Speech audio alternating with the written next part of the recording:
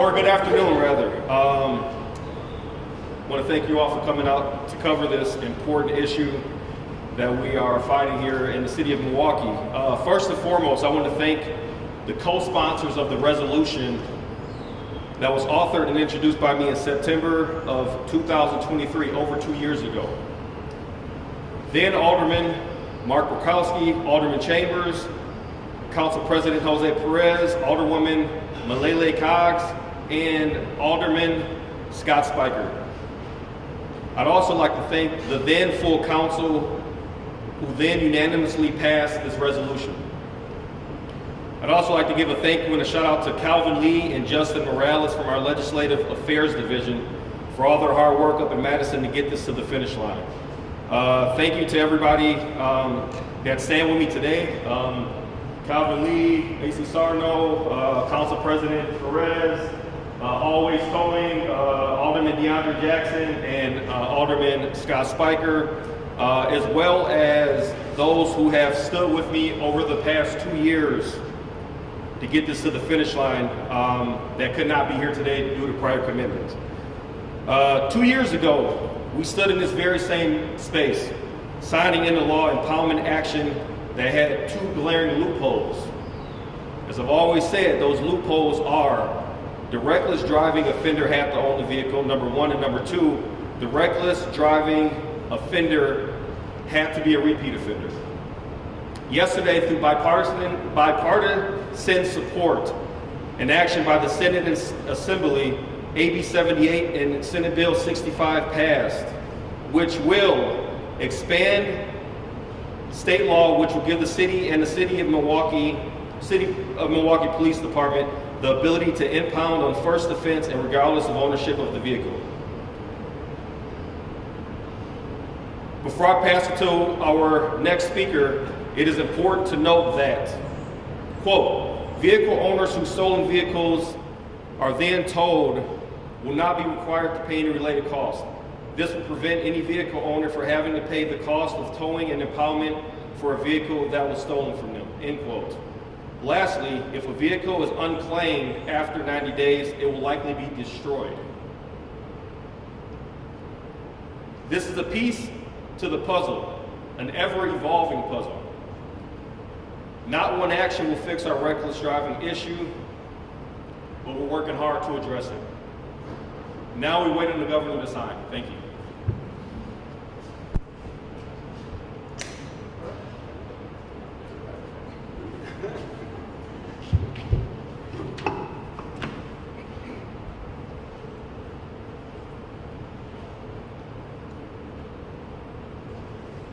Good afternoon. When the discussion regarding the chase policy reached this tipping point in 2016-2017, I was a leading proponent to modify our then restrictive chase policy for the purpose of addressing mobile drug dealing. Mobile drug dealing had become and still is a constant element in terms of the need to continue pursuing vehicles. Nearly 10 years later, now street takeovers and reckless driving are leading causes of police pursuits. When the FPC altered the chase policy in 2017, they did so in conjunction with a letter being sent to the Public Safety and Health Chair that included various recommendations to be explored in conjunction with more pursuits. Some of those recommendations were: what happens to an offender is ticketed for fleeing from a lawful traffic stop? Are the penalties sufficient as a deterrent? What role could booting or towing vehicles play?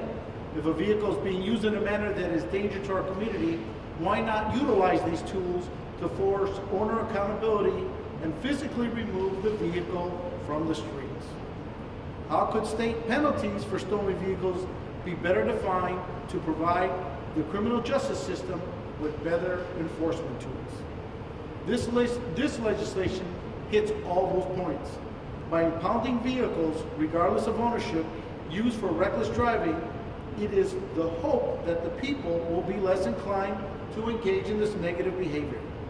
As I mentioned earlier in my statement, in 2017, we reached the tipping point in which the lack of pursuits led to carnage on our roads. Now, in 2025, I feel that we're at the opposite of that tipping point of chasing playing a role in crashes. With the new state legislation and keeping attention on new technologies to combat reckless driving, it is my sincere hope that the amount of reckless driving and thus pursuits overall will decrease. Thank you so much.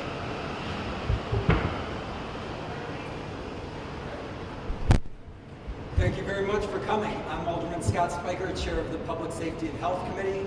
I want to acknowledge that we're here today through the collaborative work of many partners. I don't want to be remiss in missing out the fact that former Alderman Donovan, now Representative Donovan, had a major role in the Assembly with this. Thank him, thank the Assembly leadership.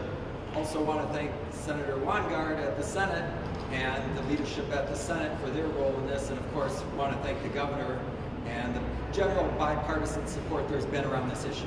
You don't get a lot of bipartisan support these days, but we have it here. Why? Well, the problem we are facing is severe. It's catastrophic. It's literally costing us lives every day. The lives of those who behave the fools and drive recklessly, and those of the innocents who get caught in the way. And let's not also forget, it puts in danger the lives of our police officers who are then trying to arrest the problem and end up having to chase these reckless drivers so that they don't go on and do something that'll hurt somebody else. But again, why are we here today? Originally, legislation was passed at the state level that I then put forward at the council level to give our officers certain tools to take care of the vehicles of reckless drivers. But they had certain conditions. And those conditions, we found out, made the ordinance we passed somewhat useless. Well, here's the good thing to know about the council.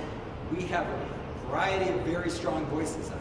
And one of our newer and strongest voices on issues relating to public safety is my friend and colleague, Alderman Lamont Westmoreland. And he said, Spiker, nice try, but this isn't good enough. There's too many exceptions. This isn't gonna do what you want it to do. And he was right. And so through our lobbying efforts, our great team here at the city, we were able to make a case to the legislature. Job half done. You can help us. You can help our police department further still. So now the rule is going to be, if Alderman Westmoreland gets his legislation passed, which I assume he will, if you're a one-time offender, that's one time too many. We might not be able to tow you, that'll take your second offense, but we'll be able to tow your car. And we have every intent on doing that. And if it's a car of somebody else, well, the police are going to have some discretion, of course.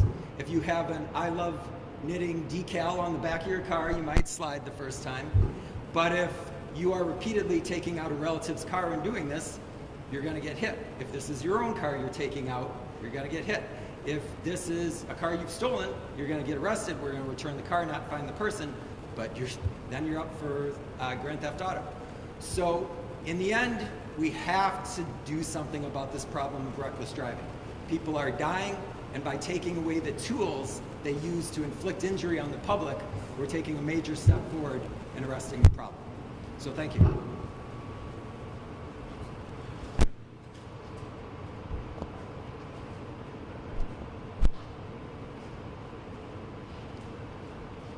How you doing? My name's Jason P. Howski with Always Towing. We're actually, we've been in the city 25 years in business, one of the longest towing contractors.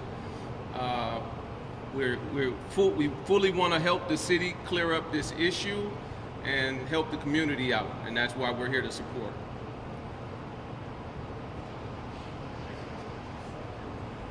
All right, guys, any questions? Clarifying questions? The next step is the governor will sign this into law, he will do that, and then the next step after that is an ordinance change. What's going to be the process for that? Are you going to be able to do that to the coming council? Yeah, I'm looking for immediate adoption at our next council meeting. Ordinance is drafted. I still have a few more eyes that need to look at it to make sure we're doing everything we can do with it.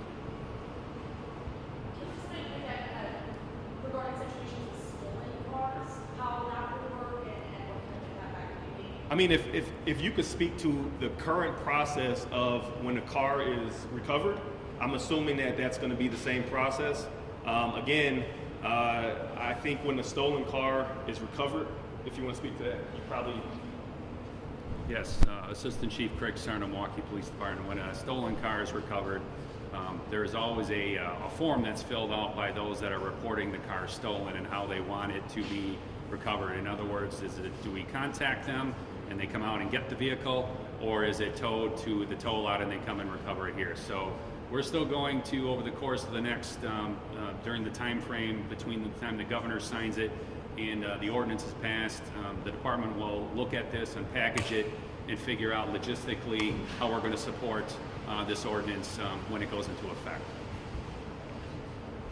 This is a question again for MP. The legislation says you can impound a car after the first citation or an arrest. Would you also see this being used to track down cars that have been observing driving recklessly, or would it only happen at the time of arrest? I would have to do a little bit more digging into that. I don't want to give you misinformation. I will say this, since I'm already, here at the mic. I had no idea until yesterday that this was 2 years in the making, so I'd like to thank Alderman Westmoreland for his resilience in being the driving force and pushing this through. I've spoken before about vehicle pursuits, and year to date for MPD, we've had 583 vehicle pursuits out of 770. 583 pursuits have been for reckless driving. That's out of 778. That's 75%. I think the message today is quite clear. If you choose to engage in the criminal negligent operation of a motor vehicle, if you choose to put the community and you choose to put lives at risk, we're taking the car. We're going to impound the car and we're going to put it right here. We're going to take away, I believe Alderman Spiker referred to it as a tool.